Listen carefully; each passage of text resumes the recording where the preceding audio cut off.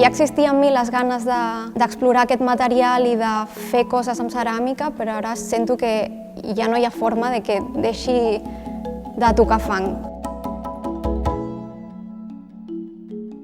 Un procés molt immersiu, ja no només amb el material, que també m'he passat moltíssimes hores al taller investigant com podia traduir aquesta cosa digital al material que és la ceràmica, però també ha estat molt immersiu a nivell context, no? Venir a viure a la Bisbal, poder visitar la fàbrica d'argiles, totes les botigues de ceràmica, estar com en contacte amb ceramistes, després al museu. Ha sigut com una experiència d'endinsar-me a fons.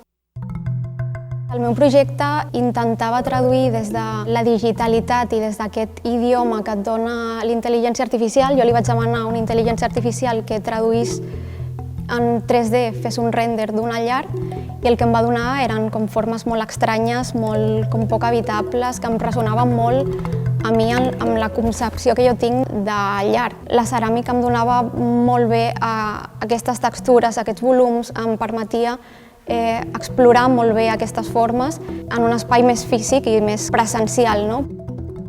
Tenim la sort que la Bisbal és un centre ceramista encara potent i en ple rendiment.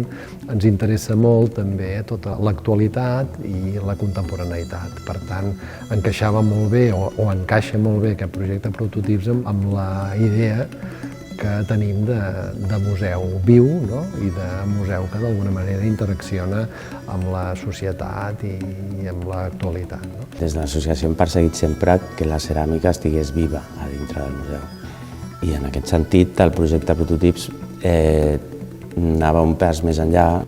Poder tocar, poder equivocar-me, poder experimentar, és algo que s'ha contagiat una mica del context tan ric i tan viu de la Bisbal.